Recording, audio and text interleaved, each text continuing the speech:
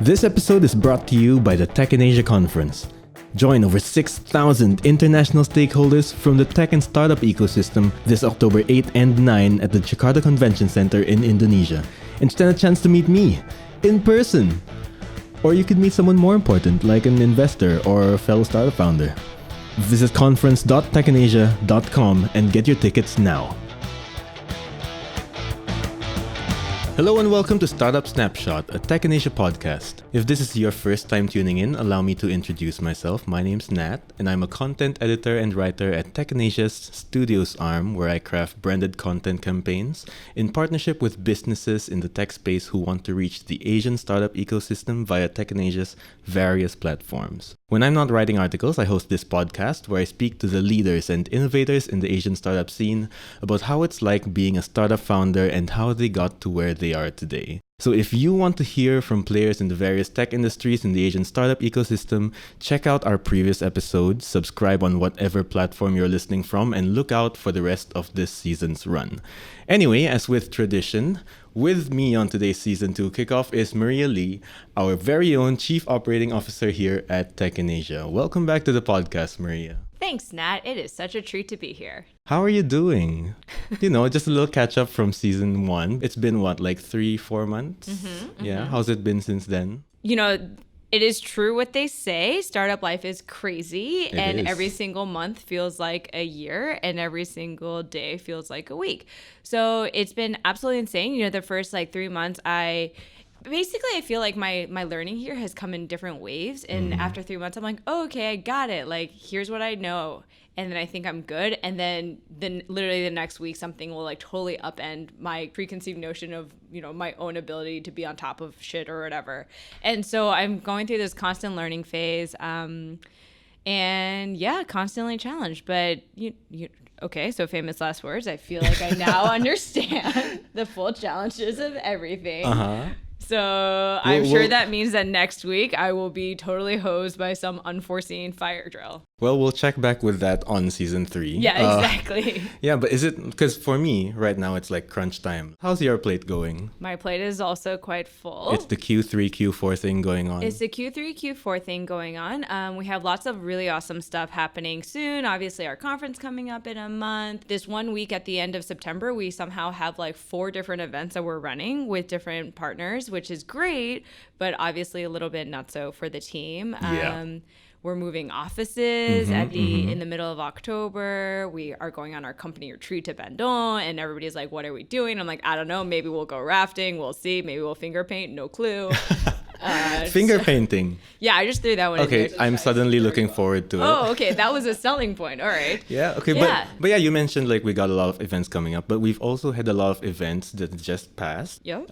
We had Sync just a little while ago. Want to talk a little bit about Sync. What exactly was Sync and how did it transpire? Sync really is our baby. It was originally conceived as an event of 100 thought leaders from the tech industry across Asia. It was always meant to be super exclusive. We wanted to make sure that we got the right people in the door, not just people who could pay, because we felt like it was really important for them to share their ideas, share their experiences growing the tech industry in Asia so far, as well as honestly share lessons learned and challenges and any insights that they could with their fellow startup founders, investors, so on and so forth. So that was the original idea. It took, so when I came in, actually, I was going through our old agreements. I saw this agreement for Sync, and I was like, oh, what's Sync? And literally everybody on our side of the room laughed at me, and they were like, oh, here is Sync. We said we were going to get 100 CEOs out. No effing way is that possible, right? And I don't know, that idea really kind of stuck with me because I do think that sort of opportunity for meaningful dialogue is quite rare, especially when you're talking about leaders of different companies who are so busy day to day. So we took a stab at it, really. We started planning in February, which, runway was not nearly enough time, not what we usually like to plan for these kind of really premier events. And yeah, so on July 19th, we managed to do it. We got out 120 people. It was super, the people who came out, we were so honored by that they chose to take their time, to spend their time with us that day, and had some really incredible sharing, right? So yeah. Founder to founder, I think VC to VC, a lot of I think I can disclose this, but yeah, we had Forrest Lee, Yeah. we had Magnus Ekbom, and we had Nick Nash, and they just gave such an incredible view on the opportunity for the tech scene here in Southeast Asia. And the level of dialogue really kind of even surpassed my expectations. Yeah. And so especially starting from February when everybody laughed at me to the end of Sync that day, it was such an incredible feeling to know that we had been able to gather all these thought leaders and really give them like a wonderful opportunity to connect. Yeah, and like you mentioned, we had Forrest Lee, we had Nick Nash, and these were some of the people that some of the attendees that I spoke to thought were really compelling in their keynote sessions, in the data that they presented, and in their thought leadership. So hopefully we'll see Sync again.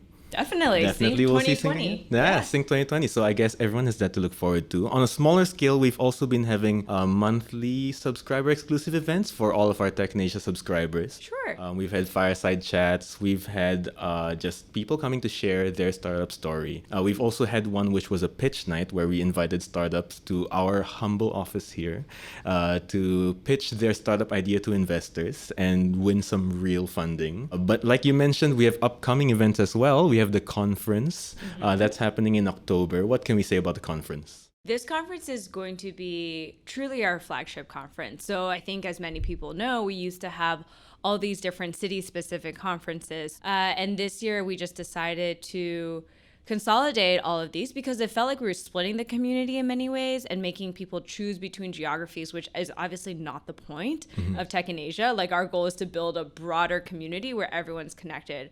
And so it made sense to consolidate our 3 different conferences into one. It's going to be in Jakarta, October 8th and 9th. I don't know when this podcast come out. I might be way too late, whatever. But we have truly amazing speakers. And so it's meant to be like a regional Pan-Asia thing as opposed to just like a very Indonesia focused conference. So quite excited about that. This is also the first time we're leveraging, I think, and we're bringing out into full force a lot of the different parts of Tech in Asia, right? Because we are trying to put a lot of emphasis into like, okay, yeah, sure, we do run these conferences, but we also obviously have a new subscription business and we want to make sure our subscribers feel loved and recognized at the conference. And then we also have our jobs platform and we want supporters of our jobs platform to feel like, okay, they have an opportunity to identify talent or whatever it might be at the conference. So trying to weave together different parts of the business into these 2 days. So that's quite a challenge as well. Right. And right after the conference, because we're moving offices and we'll get to that later, but we are also going on a company retreat. Yeah, where we go finger painting. Yeah, we're going to go finger painting and doing various other things. So it's a nice time to bond with the rest of the bigger business because like Tech in Asia, we're not just in Singapore. We're all across Asia. We got people in the Philippines. We got people in Indonesia. And I guess this is a time to really get everyone to connect with each other, get to know each other, make some friends. And then we're going to be moving offices at the end of October, start of November. Yep, somewhere along there. And we're going to Just Go. Pretty excited. We don't know how it looks like yet. By the time this goes out, it's still gonna be a work in progress. What's behind this move? Why are we moving offices? Sure. The move to Just Go was actually, it was kind of a no-brainer, to be honest. We've always done private offices, and while that's amazing on many levels, privacy being one of them, it really did limit us a little bit in terms of flexibility. So we obviously host a lot of regional events, and every time we went into a different city, we were kind of stuck in this position where we had to go ask all the co-working spaces, see could we possibly get space to host our events. Our own team size obviously has fluctuated over the years. I think at its peak we were like, I don't know, 80 people here. Like 80, yeah, I think. Yeah, close to that. And then we went down and then we went up. And so, the burden, we are still quite bootstrapped and we are still a startup. And I think we're proud about a lot of these things, but we were looking for an office space that I think would be a little bit more flexible with us as we went through our own journey, increased in size, decreased in size, and gave us more flexibility to host our regional events. So the move to Just Go, let's be real, we talked to a few different co-working options, but Just Go has this thing called an enterprise suite where you basically feels like you're in a private office, even though you get the access to the overall co-working network. And that was really appealing to us. So we were able to secure This might be TMI, whatever, but we were able to secure a private office that has enough space for all of us. It has 2 internal meeting rooms. So it's going to feel a lot like what we currently have. It's going to feel like a private office. Exactly. Right. But then you can walk across the hall to where the rest of the co-working space is. I think there's like a wellness room on our floor. Ooh. Free coffee, not free booze yet. One loan if you want to hook that one up. We would message to Just Go. Yeah, exactly. So yeah, really trying to get the best of both worlds. And listen, our mission has always been to build and serve the tech and startup ecosystem here. I actually think that it's a little bit easier to do that in a co-working space than us being tucked away in our own private office. And so it feels a little bit like we're getting back to our roots, even though honestly, as a leader, I'm a little bit worried about the distractions that might come with being in a co-working space. Yes. Well, whatever. Well, we'll see what happens. We'll see what happens. I promise I'll try not to be distracted. But yeah, so we have very exciting times coming up for Tech in Asia. And one of these things is this podcast, Season 2. But just before we get into what Season 2 has to offer, Season 1, we launched it sometime June, July. We had 3 episodes, if you don't count the one that was us announcing Season 1. We showcased a couple of early stage players on their founder stories. There was one guy who started just in January this year. We also spoke to an e-commerce business that started from a blog. And we also spoke to someone who's an industry expert on his insights within the bike sharing scene. What did you think about Season 1's run? Maybe let's go with what was your favorite episode? I think my favorite episode... Yeah, it might have been the Mind Palace one. Right? The one who had to fire his co-founder. Yeah. Yeah, it's a very tumultuous journey that he shared, coming from just winning Startup Weekend Hackathon and straight up like he had to fire his co-founder because, just shit happens. Yeah, right? Shit happens. And it's so funny that, you hear about it when you're not founding your own startup or you're not even part of a startup, you hear about the ups and downs and you're like, yeah, of course, like ups and downs, I get it. But when you're living through a day-to-day and like bad things are happening or kind of crazy things such as having to fire your co-founder happen so quickly, it kind of still takes you off guard, right? It's like the difference between like sympathy and empathy. Right. Yeah. And so I think I really felt for him in that one. Mm-hmm. Yeah, and personally my favorite episode was the one featuring the sustainability project. Sure, yeah. A business born out of a blog. It was really about how she started writing about her passion for sustainable living, channeling that through her blog posts and everything. And it turned into an e-commerce business because people wanted to buy sustainable products that she was writing about. Yeah. And I think it was really down to earth. She came from a very humble disposition. She was speaking very frankly about how her business, she doesn't know if it's profitable, but she loves what she's doing and she's running it. And I guess that passion is really core to the business of the startup scene. There's unit economics, there is the viability of a business, but if you don't have that passion, you can't run, well, in my opinion, you can't run sustainably, right? Yeah, I think that's true. Building community is super important, Yeah. right? And so I think if you build an online community and if you really infuse that with enough passion, those connections are real. Yeah. And you can actually make a business out of them. Exactly. Yeah. And it's not just us that like these episodes. I think we got some pretty good feedback. But we got good feedback from our audience, or at least some people, especially at Sync. We did meet a few people who had some good stuff to say about the podcast, a few of the subscriber meetups that we had in our office. And one of the things I remember is what Willis said. Willis, CEO of Tech in Asia, he said that the human stories work really well on the podcast because raw emotions, especially when you're talking about the highs and lows, can really be heard through audio. When you're reading something, you're reading it with the voice in your head. But when you're hearing someone speak it over audio, that's them with their real emotion talking about their experiences. So yeah, I think it's very encouraging that people are liking what we're doing. But speaking with these newer players in the scene made us realize that maybe a good place to start would be going for the compelling stories, the compelling experiences that the more established players have to share, because they've been around for slightly longer. They can share various experiences over their one journey or various journeys. Some of them could be serial entrepreneurs with several experiences in various industries to share. And that's where we're going with season 2. We're focusing on the roller coaster ride journey of being a startup founder, the highs and lows. So we're interviewing some of the movers and shakers. We've already, by this time that this episode goes out, interviewed funding societies. Kelvin Teo from Funding Societies shared a little bit about how their business almost crashed because they lost 90% of their business. Yep. And we also spoke to Zilliqa, a blockchain platform, which last year hit $1 billion market cap. But this year, around this time, it's at a 60 million market cap.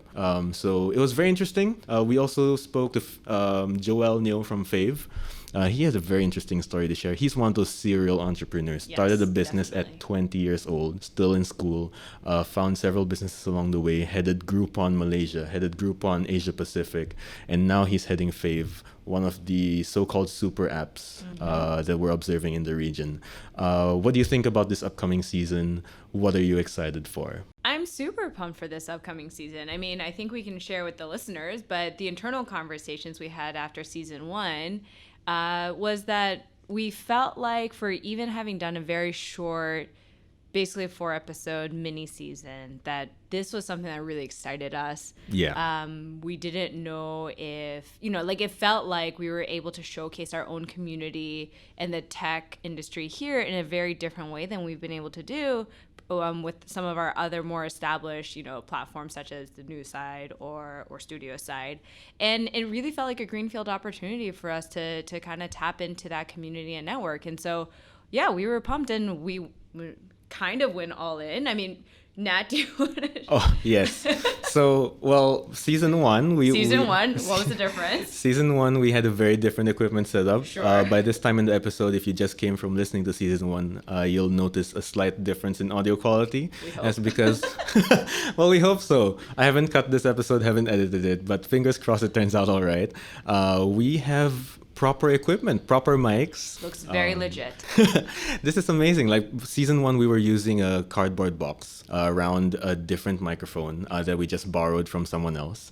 And we wrapped it in black cloth to insulate the sound. And then we would speak really close to the box, and it looked ridiculous.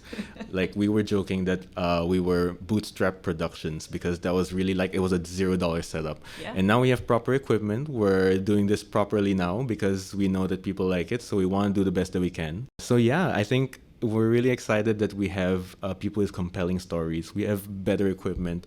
So I think for the people listening, why would you say they should subscribe and listen to this podcast? I said it before, but I'll say it again.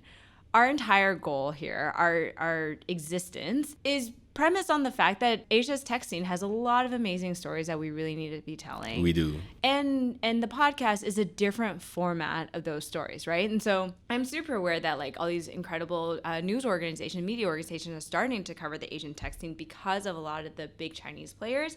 And I'm very grateful for that, right? Like for me, you can't possibly shine like bright enough of a spotlight onto this region. Mm-hmm. And so we're not worried about that sort of competition. But as you mentioned, the podcast, that sort of like really emotional audio connection between the speaker and the listener, that is something that's really new in Greenfield. And and to the extent that we can give a platform and a voice to these entrepreneurs who maybe use their app but you don't really understand their story, like that's still an incredibly valuable role for us to fill. And so I think for any sort of subscriber who wants to learn more and really wants to have that human connection to understand the movers and shakers that are going to continue to define the Asia's tech industry for the next decade, 2 decades, whatever, this is a great place to kind of follow along to see how their journey goes, right? Our role is to be here to document this journey, both Exactly. for the individuals and the founders, as well as for the overall industry. And so it's just one more opportunity for us to do so. Right. So it's documentation for educational purposes, Yeah. information, and at the end of the day, it's to inspire. It's to inspire. Yeah, so I think we're achieving that, hopefully, fingers crossed. But there were also some difficulties that we ran into when we approached these bigger players, because obviously they're a lot more busy than your average startup founder. Like these people typically travel from country to country every other week. So catching them when they're here in Singapore so we can have an in-person conversation with the microphones between us, that was something that I didn't expect as a challenge, at least, because it was a lot easier to get the people on season 1 here to the office. It was like, hey, are you free here? Yeah, let's go. So, but this one, like, we're liaising with their comms teams, we're liaising with their head of strategies, their various people within the organization. So there are a lot more layers to go through to get these people onto the podcast. And obviously, as a bigger player, they want some proof of concept. So they want this podcast to actually be a thing before they get on it, which I don't blame them for. Like, they wouldn't want to be associated with a podcast that's not doing very well, but we're doing pretty okay. So we've recorded about half of our episodes already, and I think that I'm improving as an interviewer. I think you're improving as an interviewer. You think I'm improving? Okay, so what did you think? Turn this into a one-on-one now. Yes, no. Well, what did you think? I'm gathering feedback. So what did you think of my interview skills in season 1? Listen, I think you're a great interviewer. You obviously have a lot of practice at it, especially for the articles that you write. I do think that you tend to go into interviews with a preconceived notion of the storyline you want out of it. And we've talked about the Oprah moments. Yes. where a great interviewer, yeah, sure, like we might come into the story with like one idea of how it might go, and it might go that direction, but also really letting the individual and their story and their personality drive the conversation as well, right? And leaving enough space in your interviewing style in order to let them potentially take the story in a different direction, in a better direction than what was originally plotted out. So I think, how do I say it, a more skillful interviewer where you can come at the subject matter from multiple different directions. Yeah, and I do agree with you. I am no ace interviewer. Like, I primarily interview for articles, right? Where it's much more easy to just list out these questions, have a conversation that I know no one is going to listen to. So I can ask it in any way that gets the message across. But having to say these questions or initiate these discussion points over audio makes me really conscious of how like this sounds to a listener who is listening to it for the first time. Right. Because I prepare for these interviews and I might be blurred by what I know and what people don't know yet. So you're right, I do need to leave some room for that Oprah moment to shine, where people take, like, the guest, the interviewee is the one who leads the story, and not me. But I do think that actually this is one beautiful thing about season 2 is that because we're talking to more experienced founders, and they have a little bit more experience in terms of sharing their stories. They've had time to reflect, right? Which means that, whether you want to call it media trainer or whatever, but they are offering, I think, a slightly different edge and more depth to the conversations that you're having with them. And so I think season 2 is really going to shine from that perspective. Yeah, purely because they've had more time to think about their experiences. Sure. They have had to reflect on those experiences, especially for those who have been around for a lot longer, because they've had to learn from their mistakes, learn from their successes, reflect on what they've been doing. What else is new with this season 2 is that we realized that weekly releases were a bit taxing for us because, well, primarily I'm still branded content writer editor, and I'm still working on studios. On top of that, I'm doing the podcast. We don't want me to burn out. We don't want me to compromise my work for branded content to just do this podcast. So we're releasing episodes once every 2 weeks, bi-weekly. It also lets episodes sit for a while longer so that we can gather some feedback from listeners. We can gather some feedback from the people who were on the show and then they listen to the episode afterwards. So it also helps us improve in every episode that we do. We've also finally launched on like various platforms. Previously, season 1 launched and we were only on Spotify, I think. But now we're on Apple Podcasts, we're on Google Podcasts, we're on YouTube, we're on Acast, Overcast. And I think that helps us reach the people on the platforms that they prefer to listen to podcasts. Hopefully, we're reaching them. If we haven't been on your preferred podcast platform, please let us know.